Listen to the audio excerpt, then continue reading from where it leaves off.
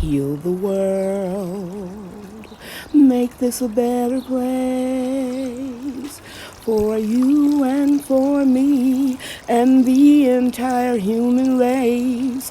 There are people dying, but if you care enough for the living, make a better place for you and for me. Hello everybody, I'm Lady Cheryl. Welcome to my YouTube channel. I started a new series on how to grow healthy food very cheaply in your emergency garden. Watching this series will allow you to grow food in the fall, and in some of your climates, you can do what I do. I grow food all year long. At the end of every video in this series, I will share with you some of the other things that I'm doing in the food forest. Okay, let's get started on part 2. Now, most of you know that I was a cosmetology educator for over 30 years. And whenever I presented a lesson, if the lesson that I was going to share with the students was on a subject matter that they had previously learned, I always review the previous lesson. So if you're new to my channel, I want you to know that the first thing I did in order to start my seeds was I sanitized my organic and natural seed starting mix, and I used boiling purified drinking water to do this.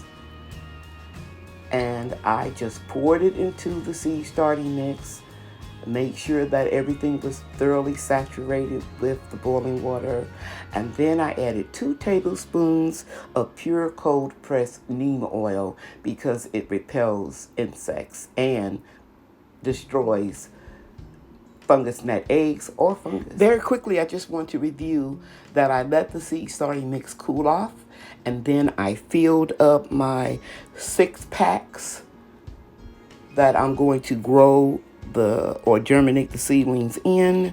And after I make sure that I filled everything up, I put 3 seeds into each cell of the 6-pack. Okay, I am sitting outside on my patio, and I want to show you that in just a couple days, my kale germinated. This is number 1. Let me turn it so you can see it. Number 1. And also number 1 here. And number 1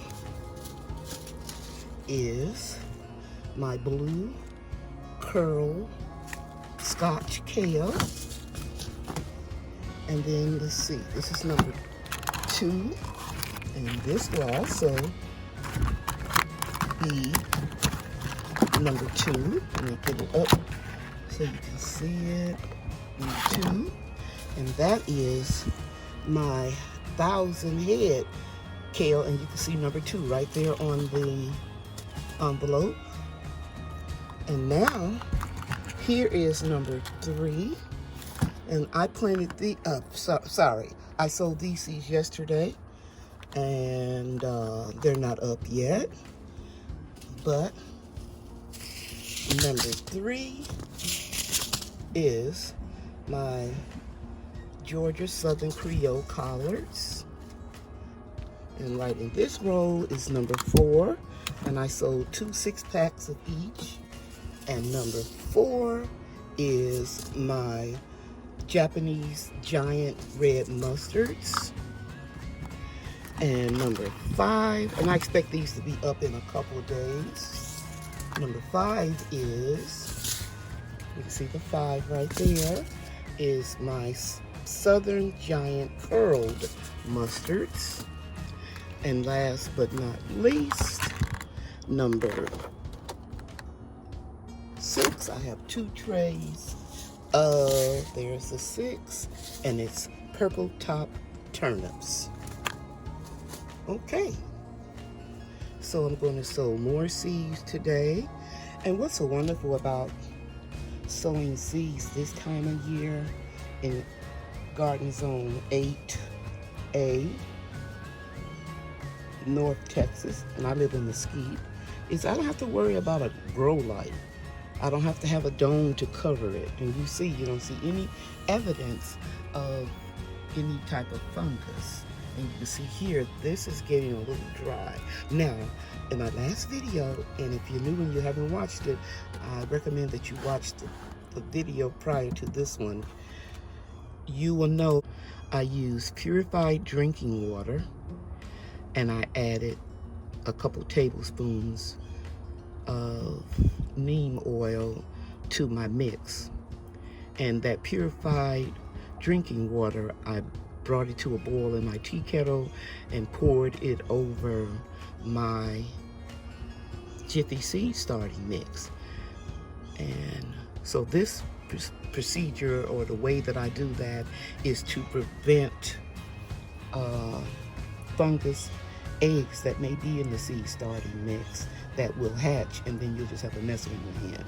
Now, I'm going to share with you what I've learned over my 30+ years of experience gardening food, because I've been growing plants all my life since I was a little girl. But what I want to share with you, I have tried microwaving the seed starting mix. I still got fungus gnats. I tried baking the seed starting mix. I still got fungus gnats. Last planting season, which was last winter, I only captured maybe 3 or 4 fungus gnats. So you can go back and look at my videos and you'll see that I wasn't plagued with a lot of gnats. So this is why I recommend that you use the water. Every year you should document what you did, when you did it, and how you did it, so that you can improve upon your gardening techniques. Okay, so now these have broken ground, they have germinated. I am not going to water the top of these seedlings anymore, because now they're outside in an environment where they can come in contact with gnats. So I want to keep the surface dry. I will water from the bottom. I'll get a separate little container and I'll show you how I do it. These I will continue to mist a little bit at the top because that seed is so close to the surface. Now I'm going to zoom in and I'm going to show you, not here, but right there. I'm going to zoom in closer to this. You can see this seed has started to germinate. One right here has started to germinate. There's one right here. So just be like tomorrow morning, you will see all of these popping up. Let me move to right there. See all those seeds? Those are turnips. I can tell because I do it so often. And these are turnip seeds popping up. Okay. So that's what I wanted to share with you today about the seed starting.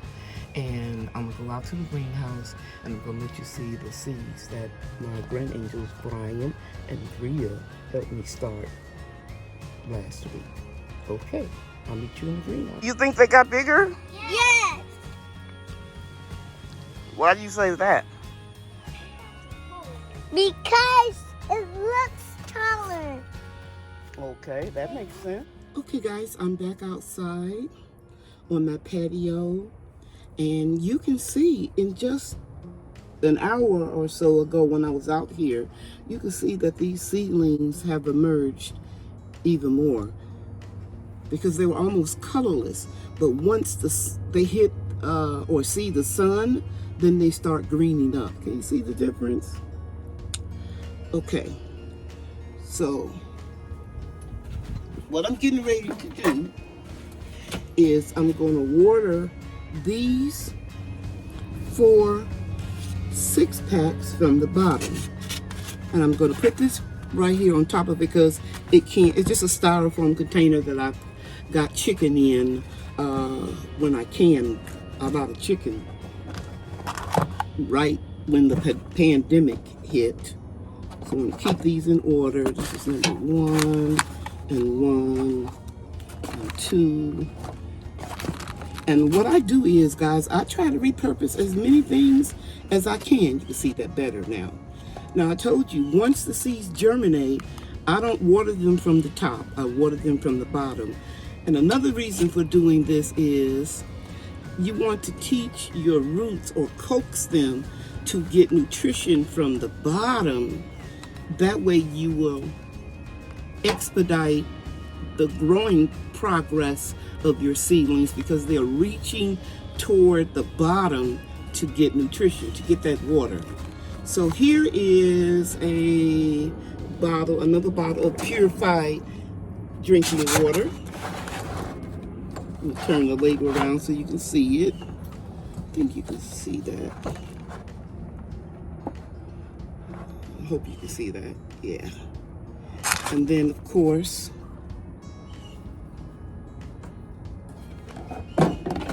here's my neem oil. I'm going to take the top off of here. And I'm going to just pour in just a little. And you don't have to worry about shaking it up when it's just one ingredient in here, the neem oil. And then I'm going to shake it up. Shake it up really well because you don't want all the neem oil to just come out the first time.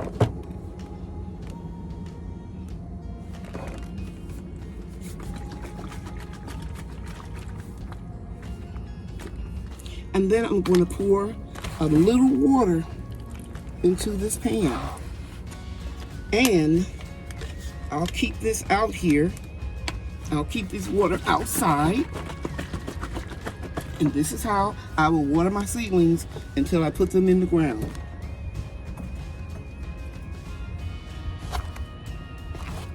Now these little holes at the bottoms, if you're new to gardening, it will absorb the water. Okay?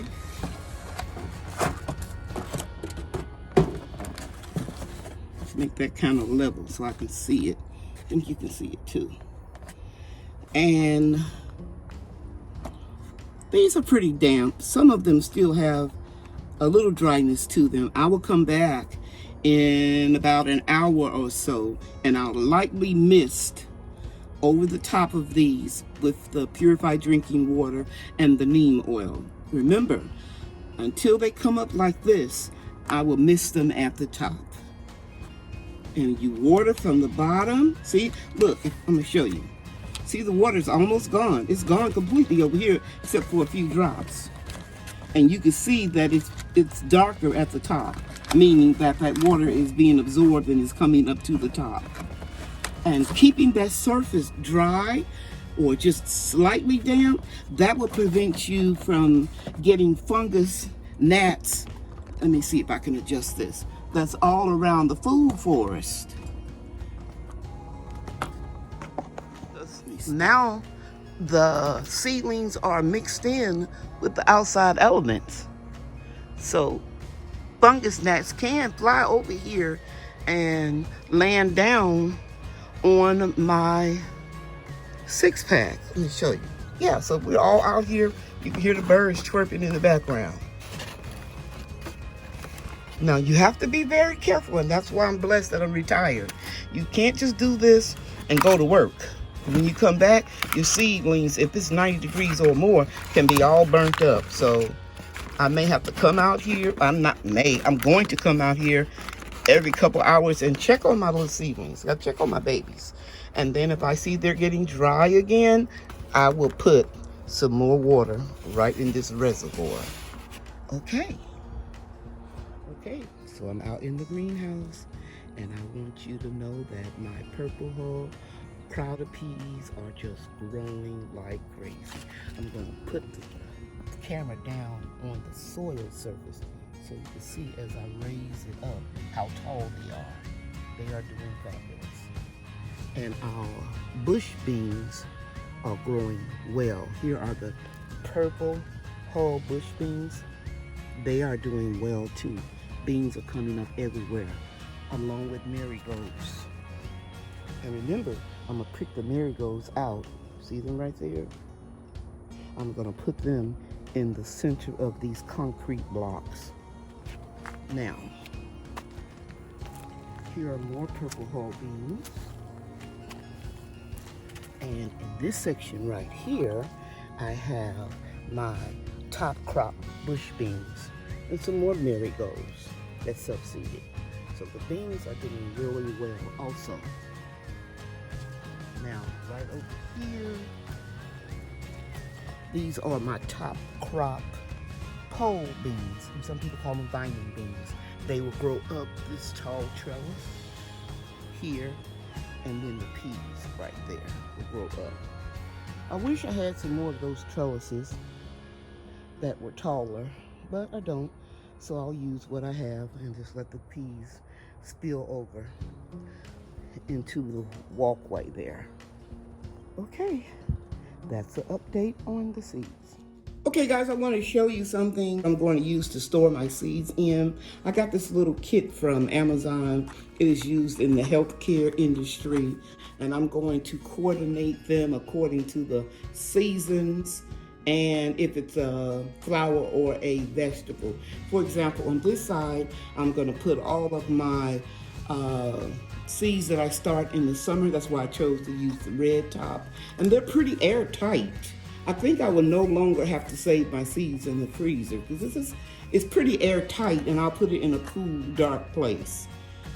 Usually I store all my seeds in double bags inside of a big plastic container because I have so many seeds, and you can look back at my videos and see. But eventually I'll show you an update on this every time I put, upload another video so you can see how far I've gotten.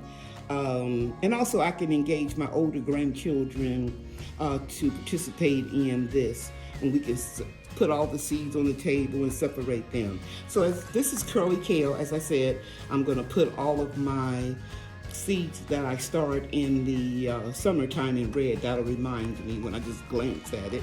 So since I have the curly kale here, and it'll be number 1, and I can take a permanent marker and write on here, or I can take cut this out of the seed packet. Can you see that? I can cut that out and just scotch tape it on here, as long as I leave a space where you can see the actual amount of seeds that I have stored. So that's number 1, curly kale. I'm going to keep them in chronological order so that I won't get confused. And then number 2 will be the 1,000 head kale, and this number 2 is on the package. So I'm simply going to see if I can do this. I did it before without a funnel, but I do have a lot of various sizes of funnels, and if I see that I need to use one, that's what I'll do. But I think I can get this in here. As you can see here, they're going in pretty good. As long as your seeds don't get wet, they should come out of your package pretty good. Then I sprayed my tablecloth all the way on the area that I'm working in. I usually don't. And that way I can just pick up these little random seeds because they're so small. Scripture tells us if we just have the faith of a mustard seed, which the mustard seeds, I sowed them the other day, they are so small. And I was just thinking about it. Man, you don't even have to have a lot of faith, just a little faith, and believe that something can happen. I don't want to get too preachy on you, but I'm sure a lot of you do like I do. I pray over my garden every day. So now, I have 2 of the kale in here, and then the next one will be number 3. Number 3 will be my Georgia Southern Creole collards, and I'll just put this in that vial.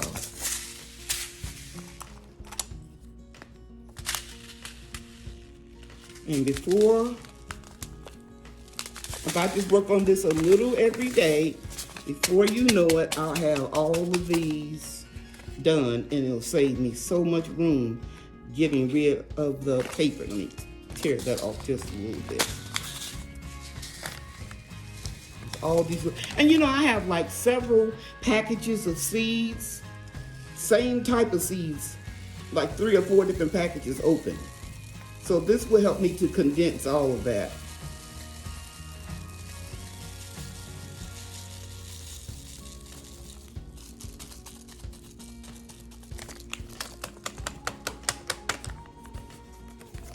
This will be number 3. And I'll just pick up the rest of the seeds and put them in here. I'm not going to do that on camera because I don't want to prolong the video. Okie dokie.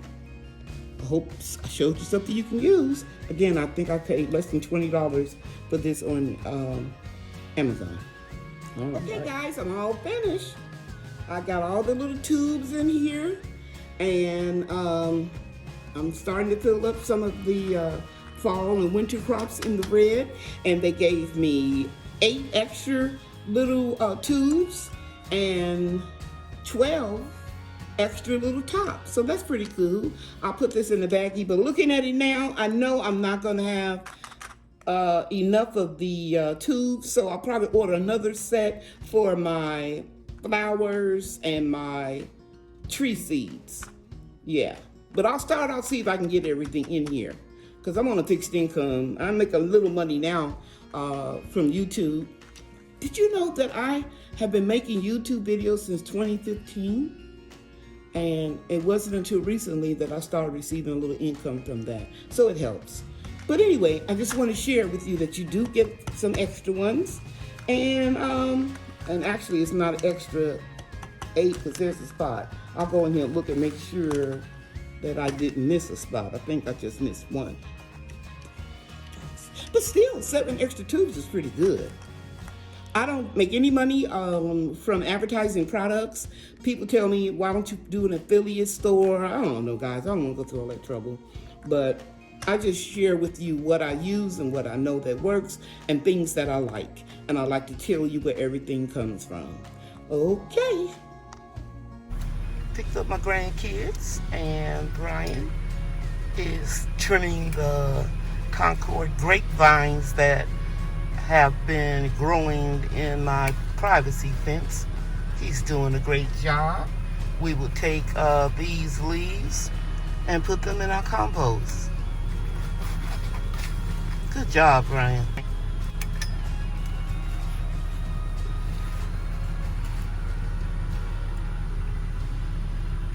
Now, I wouldn't trim these vines. I'm talking through my mask.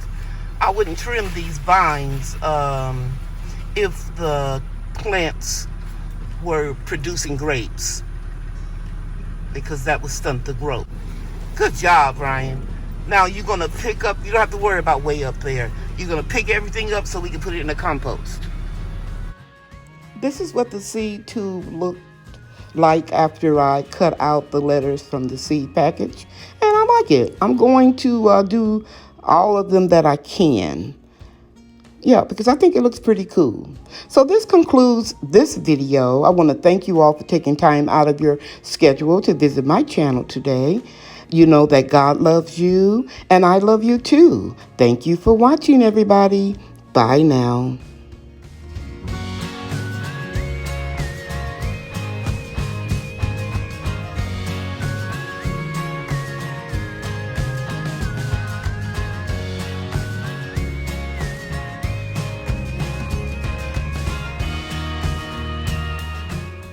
Coming soon. As a matter of fact, it'll be August, the relaunch of Lady Cheryl's products.